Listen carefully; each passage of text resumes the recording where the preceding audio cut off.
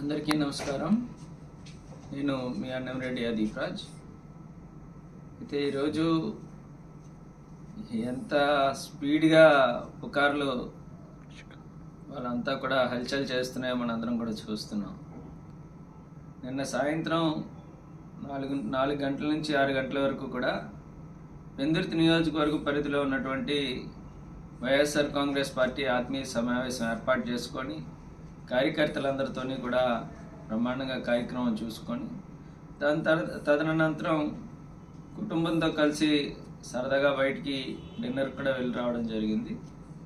అయితే కొంచెం అనీజీగా అనిపించి, గ్యాస్ట్రిక్కా లేదంటే ఫుడ్ పాయిజన్ అయిందా అనుకుంటే తెలియదు, కానీ చిన్న అనీజీగా అనిపించి తెల్లవారుజామున సుమారుగా 2:30-3 గంటలకి నేను హాస్పిటల్కి వెళ్ళడం, అప్పుడు 6 గంటలకల్లా నేను డిశ్చార్జ్ అయిపోయి బయటికి రావడం కూడా జరిగింది. ఏమీ లేనటువంటి విషయాన్ని ఇవాళ ఏదేదో జరిగిపోయినటువంటి విధంగా దాన్ని ఎంతో పెద్ద విషయంగా ఇవాళ మీడియాలో కానీ సోషల్ మీడియాలో కానీ ప్రచారం చేస్తున్నారు. ఇవన్నీ కూడా అవాస్తవం. నేను క్షేమంగా హ్యాపీగా ఇవాళ మా ఇంటికి వచ్చి ఆల్రెడీ రిలాక్స్డ్గా నేను ఉన్నాను.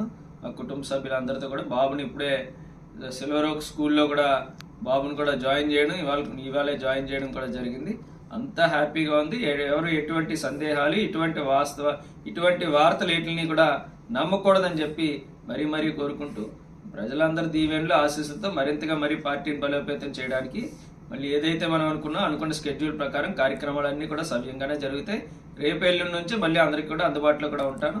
ఇటువంటి తప్పుడు వార్తలు కావాలని ఏదో రకంగా మమ్మల్ని ఇంకా ఇప్పుడు ఓడిపోయినటువంటి బాధలో ఉన్నాం కాబట్టి దొరికిన ప్రతి విషయాన్ని కూడా ఏదో రకంగా దానికి 10 యాడ్ చేసి మమ్మల్ని తక్కువ చేయాలని చూసేటువంటి వాటికైతే భయపడేది లేదు. ఖచ్చితంగా మరింత ధైర్యంగా ప్రజల్లోకి వెళ్తాం. Thank you.